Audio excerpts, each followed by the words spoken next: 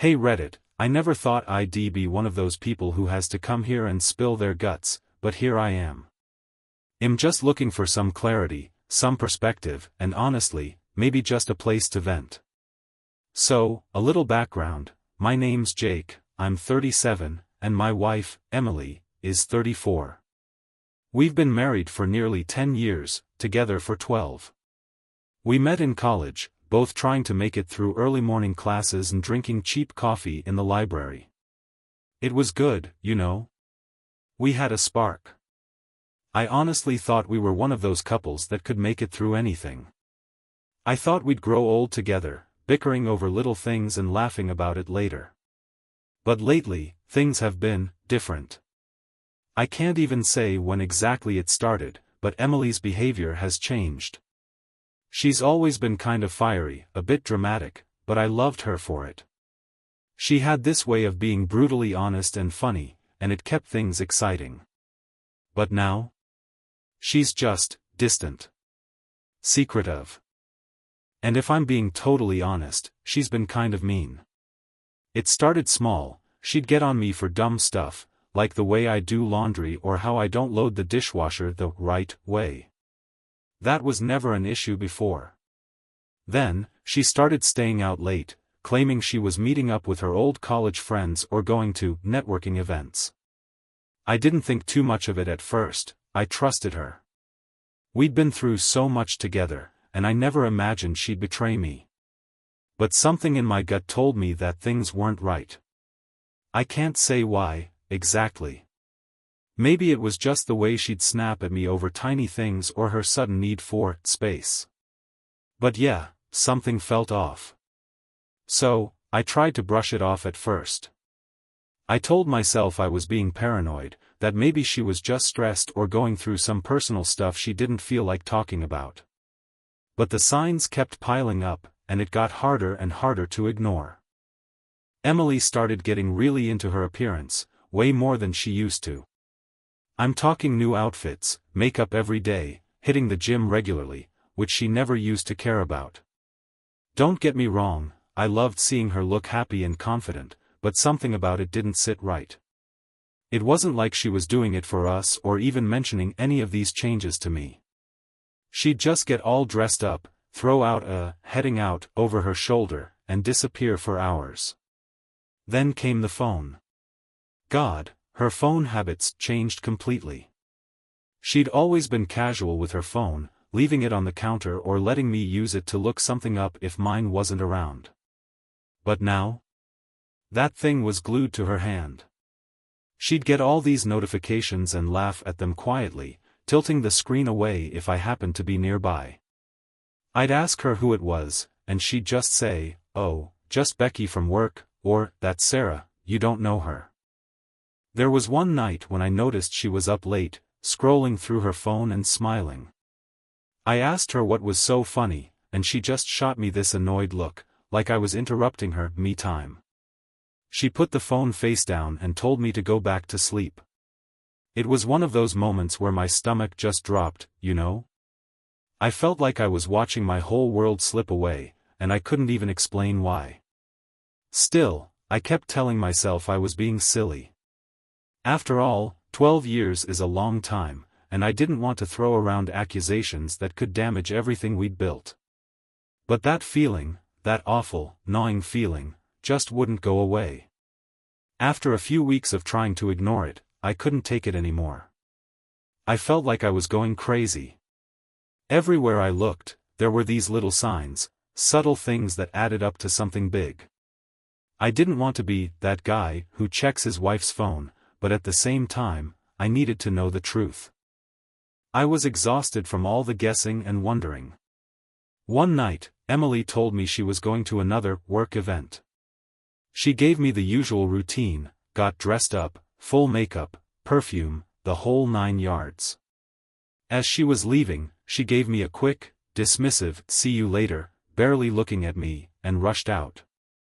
I just sat there in the living room, staring at the door after she left. My mind was racing, and I finally decided I couldn't just sit there waiting for her anymore. I got in the car and started driving. I had no clue where she'd be, but I knew the general area where these supposed work events were happening. Honestly, I felt kind of pathetic, driving around aimlessly, but I just couldn't ignore my gut anymore. Then, after about half an hour of driving, I spotted her car parked outside this upscale bar on the other side of town. My heart was pounding. I pulled over across the street, not sure what I'd do next but knowing I had to see this through. I waited, watching the entrance, and about 15 minutes later, I saw her walk out with a guy. Tall, dark-haired, well-dressed, definitely not a work event vibe. I watched as they laughed, standing close together, and then he leaned in and kissed her. Just like that. Right there in public, with no shame. It felt like someone had punched me in the stomach. I couldn't breathe. Everything just stopped. I don't even know how long I sat there, watching them. It felt like time froze, and I was stuck in some nightmare where everything I'd known and trusted was crumbling in front of me. After they finally pulled apart, I saw her giggle and say something to him, then they walked back inside the bar together, arm in arm. That was it. I couldn't just sit in the car like some helpless idiot while she was in there having the time of her life. I got out, marched across the street, and headed straight inside. The whole place was buzzing with people, but all I could focus on was the sight of Emily sitting there in a booth with this guy, looking as happy and carefree as I'd ever seen her. She didn't even notice me until I was standing right in front of their table. When she looked up and saw me, her face went pale. She stammered something like, "Oh. Jake? What are you doing here?" The guy next to her looked as confused as I felt enraged, and I barely even acknowledged him. I just stared at her and said, "So, this is a work event, huh?" She looked away, trying to come up with some excuse, and then she muttered, I was just networking. Networking. That's what she called it. The nerve of it all just hit me like a ton of bricks.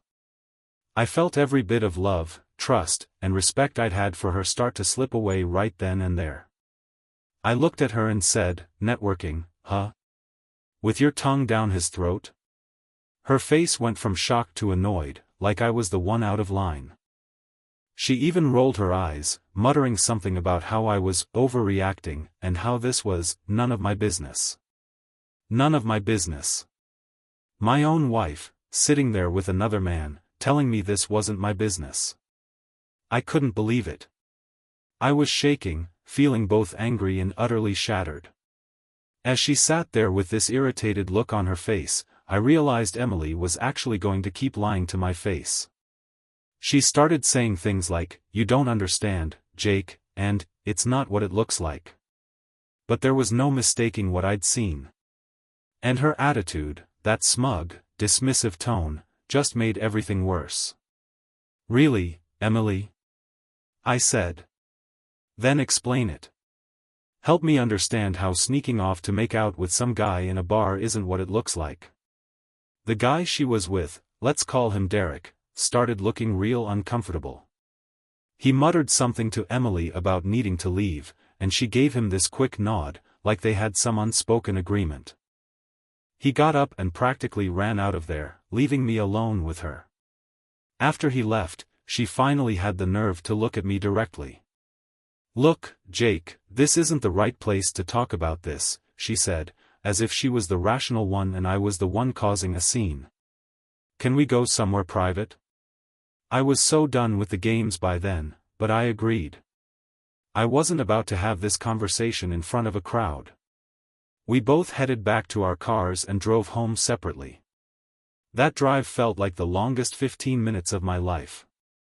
My hands were shaking on the wheel, and my mind was racing with questions, with anger, with every ounce of heartbreak I'd been trying to deny. When we got home, I sat down on the couch and just waited. She walked in, calm as ever, and had the audacity to start blaming me, saying things like, "You've been distant, Jake, and maybe if you paid more attention, we wouldn't be here." It felt like a slap in the face. The person I'd trusted more than anyone in the world was now blaming me for her lies and betrayal. Sitting on that couch, listening to her try to turn this around on me. It was surreal. I kept thinking, is this really happening? She was sitting there, arms crossed, looking at me like I was the one who had to explain myself. "You're serious?" I asked, my voice barely above a whisper. "After what I just saw, you're gonna stand here and blame me?" She rolled her eyes, letting out this annoyed sigh, and said, "Jake, you don't get it. You've been so checked out lately. It's like you're not even here half the time." She went on, rattling off things like how I didn't listen enough, how I'd let myself go, and how she needed excitement in her life. It was like a script. Every cliché excuse you've ever heard, she threw at me, one after another. But the worst part?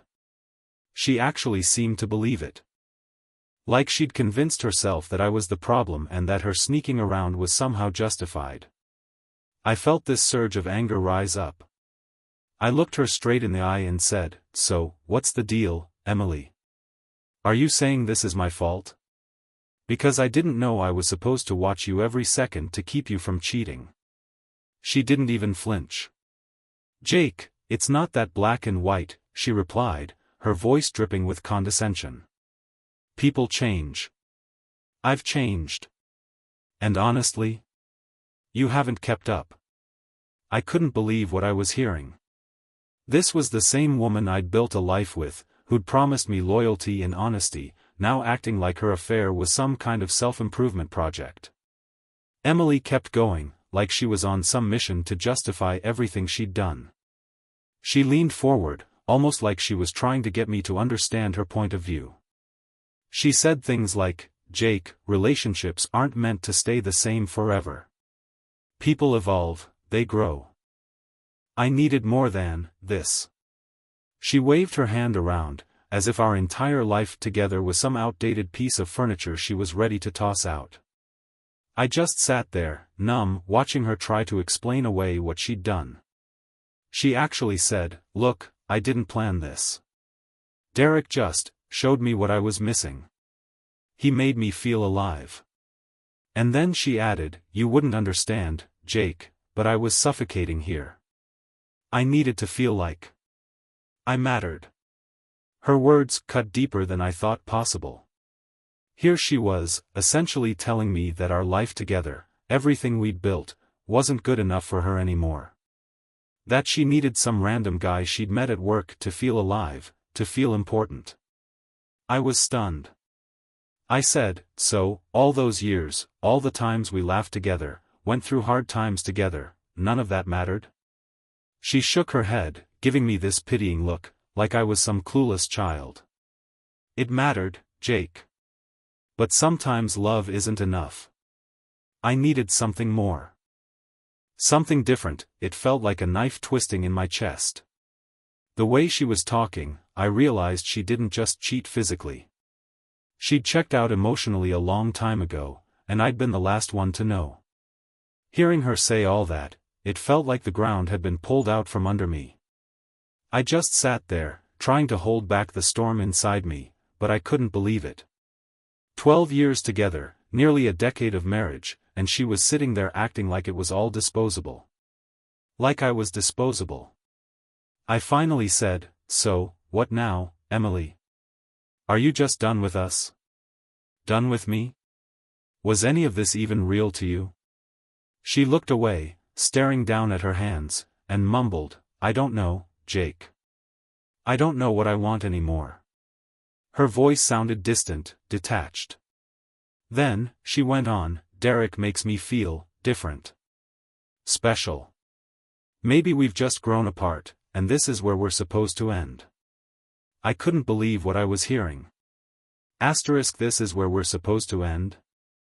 Like she'd just made up her mind on a whim that our entire marriage was no longer worth it. I was angry, hurt, desperate, every emotion under the sun, all crashing down on me at once. "You don't get to decide that," I said, my voice breaking a bit despite myself. "This isn't some random fling, Emily. We have a life together. We built this life together. And you just, what? Toss it aside because some guy makes you feel special for a minute? She let out another sigh, that same annoyed look crossing her face. Jake, this isn't easy for me either. But we both know it's not working. Maybe we're just better off apart. Hearing those words felt like a final blow. She was willing to throw away everything we had, without even trying to fix it. In that moment, I felt something inside me break, like a switch had flipped. All the pleading, the confusion, it faded, leaving only one clear thought: she wasn't fighting for us, so why should I? After she said that, something in me snapped. I was done. Done trying to understand, done trying to reason with her, and done sitting there like a fool while she told me our life didn't matter to her anymore. If she was so willing to throw it all away, I wasn't going to beg her to stay. I took a deep breath, stood up, and said, "All right, Emily. If that's what you want, let's call it what it is. You want out? Fine. But I'm not going to sit here and watch you twist everything we built into some excuse for your affair." She didn't say anything. She just stared at me, like she was almost shocked I wasn't breaking down and begging her to change her mind. For once, she didn't have anything to say. I turned and started walking toward the bedroom.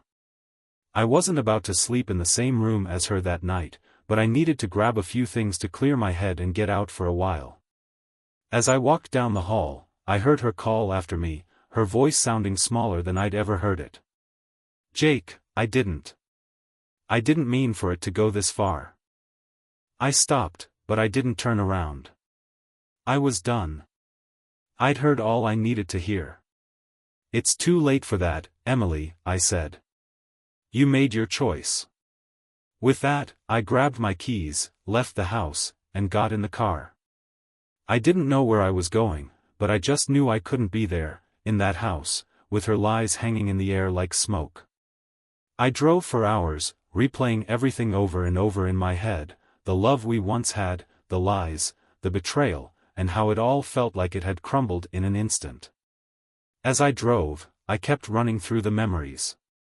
I remembered the early days when we couldn't keep our hands off each other, the lazy Sundays, the inside jokes, the life we'd built.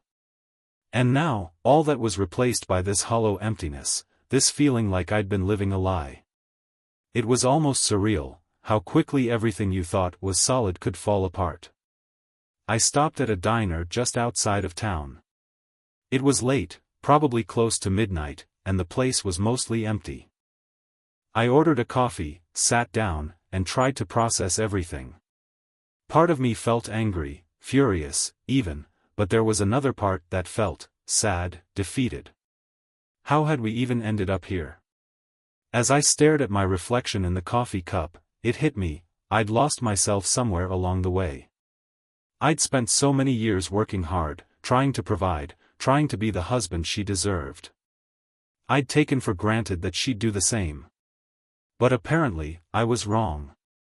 She hadn't felt like we were enough, and instead of talking to me, she'd gone looking for someone else to fill whatever void she'd conjured up.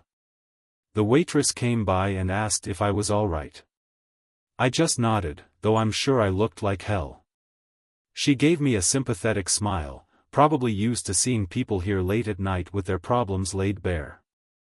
I sat there for what felt like hours, just sipping my coffee, staring into space, and trying to come to terms with this new reality.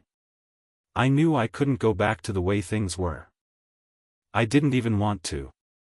But I also didn't know what moving forward looked like. The whole future I'd planned in my mind was shattered. I ended up staying at that diner until it was nearly 3 a.m. I didn't know what I was hoping to achieve, maybe some clarity, some sense of peace, but all I got was more confusion. I'd gone from rage to numbness to sadness in waves. I wasn't even sure where to go from here, what steps to take next. Everything felt uncertain. I didn't want to go home. I couldn't face her right now. Eventually, I decided to head back. But not to stay. I needed space, a break from all of it. As I pulled into the driveway, I felt that tight, sickening knot in my stomach again. The house was still, quiet, but the silence felt loud, too loud. I walked in, and she was sitting on the couch in the living room, staring at the floor. She didn't look up when I entered, and for a moment, I thought maybe she was waiting for me to speak first. But I couldn't. I didn't have the words. After a long silence, I finally said, "I don't even know who you are anymore, Emily." She looked up at me with tears in her eyes, but it wasn't like before. This time, it felt different. She wasn't apologizing, she wasn't pleading for me to forgive her. She just seemed exhausted. "Jake, I never meant to hurt you. I really didn't." I didn't respond. What could I say? Her words, now, felt empty. Every apology, every explanation she had given me earlier had already lost its weight. I wasn't sure if I even believed her anymore. And maybe that was the worst part of it all, the trust was gone. It was never coming back. I turned away and walked into the bedroom. I wasn't going to stay in this house and pretend like everything was fine. I wasn't going to sleep next to a woman who'd just kissed someone else, who'd made me feel like I was the problem in our marriage. I grabbed a few more things from the bedroom, packed an overnight bag, and then I left again. I didn't know where I was going to stay. I didn't even know where to start the healing process.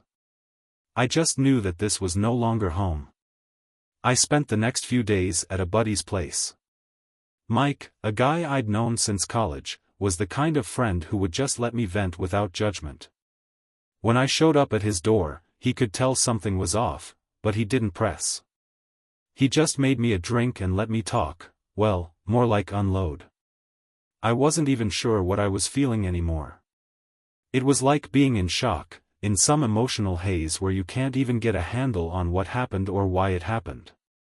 I kept asking myself, how did I miss all the signs? Was I really that oblivious? Was I that blind to what was going on in our marriage? For the first time, I felt like I couldn't trust my own judgment. It wasn't long before Emily started texting me, calling me, trying to apologize. But I couldn't bring myself to answer. Part of me wanted to scream at her, to make her feel the weight of what she'd done, but another part of me just felt tired. So damn tired of the lies, the excuses. It was easier not to answer. Easier to stay away. By the fourth day, I got a message from her saying, "We need to talk. Please come home." It was the kind of message that made me feel like maybe she had finally realized what she'd done, that maybe there was some regret there. But honestly, I wasn't sure it mattered anymore. I didn't know if I cared about her regrets, or if I even cared about her at all anymore. I didn't respond. And that decision felt like the right one, even though part of me hated how it felt. I hated that I was the one walking away. About a week later, Emily showed up at Mike's place unannounced. I was sitting on the couch, scrolling through my phone, when Mike let her in. I didn't even hear the knock, I just looked up and saw her standing there in the doorway, looking like she hadn't slept in days. Her eyes were red, and her makeup was smudged, like she'd been crying a lot. For a moment, I couldn't even move. The sight of her brought everything flooding back, the good times, the pain, the confusion. I'd managed to keep my distance emotionally up until this point, but seeing her standing there brought all that hurt right to the surface. "Jake," she said softly, almost pleading. I need you to understand. Please, can we just talk?" I could tell this wasn't the same Emily from the night I'd caught her. There was no defensiveness in her tone, no dismissiveness. She was different, more fragile, more broken. But I couldn't find it in myself to care. I just couldn't. "I don't know if there's anything left to say, Emily," I said, standing up. My voice was steady, but inside, I was a mess. "I thought I could trust you. I thought we had something real. And now, all I can think about is how you betrayed me. You broke me, Emily. And I don't know if I can ever fix that." Her face crumpled at the words. "Jake, I never wanted to hurt you. I never wanted any of this. But I've been so lost, so confused. I didn't know how to fix it. I didn't know how to come back. I shook my head. You don't just come back from something like this. You don't just decide one day that you've made a mistake and expect everything to go back to normal. It's not that simple. There was a long pause. She stood there, just looking at me with tears in her eyes.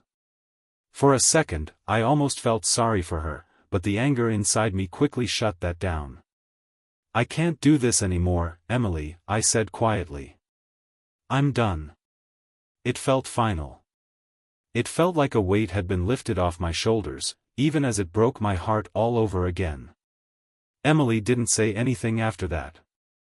She just turned and walked out the door, her shoulders hunched, like she knew it was over, too. The days after Emily left felt like a blur. I stayed with Mike for another week, just trying to get my head on straight. I didn't have any grand plans for what came next. All I knew was that I couldn't stay in that house, couldn't keep pretending that everything was fine when it clearly wasn't. Mike was a good guy. He let me talk when I needed to, and he also gave me the space I needed to just think. But even though I wasn't answering Emily's calls or texts, I couldn't fully escape her. The guilt, the shame, the sadness, everything was still there, lurking in the background. I started seeing a therapist. At first, I was hesitant, because it felt like admitting weakness. But after a few sessions, I realized it was the only way to start untangling everything inside my head. I had to process the betrayal, the anger, the hurt, all the things I'd been burying for so long. One thing I had to face head-on was how much I'd neglected myself in the relationship. I'd been so focused on being a good husband, providing for her, doing what I thought was expected of me, that I'd lost sight of who I was. I didn't know who I was outside of being Emily's husband, and that realization hit me hard. But it also gave me something to work toward, finding me again. I started taking small steps to rebuild my life. I went back to the gym, reconnected with old friends, and even picked up a hobby I'd abandoned years ago, guitar. I wasn't fully healed, not by a long shot, but I started feeling a little more like myself every day.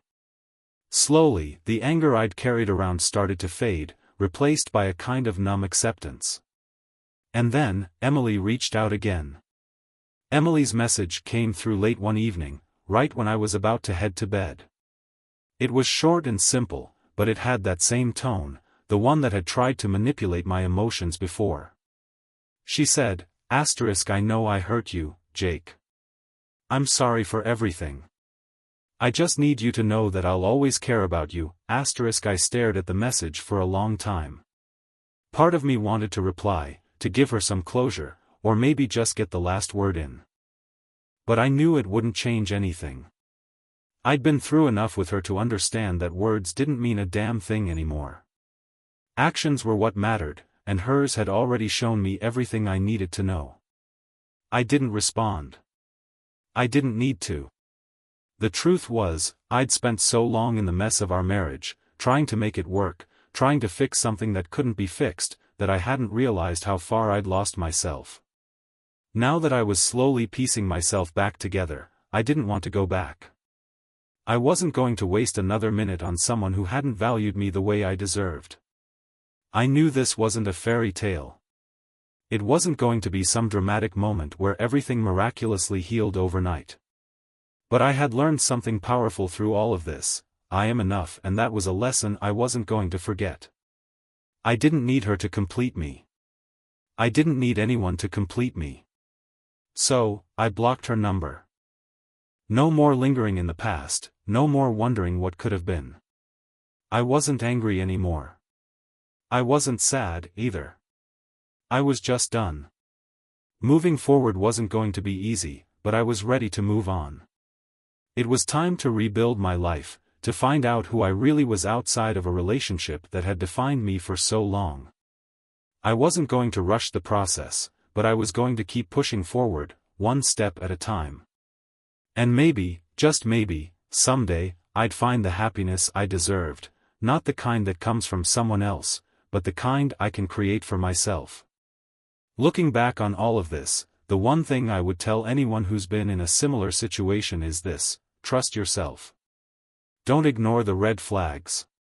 Don't settle for someone who isn't giving you the love and respect you deserve. You deserve someone who will fight for you, not someone who throws you away when it gets tough. And most importantly, never forget that you are enough. Even when it feels like the world is crashing down around you, remember that you are worthy of real love, loyalty, and respect. Moving on from someone who betrayed you isn't just about letting go of them. It's about reclaiming your own life, finding your own worth, and learning how to love yourself again. It's a hard journey, but it's one that's worth taking.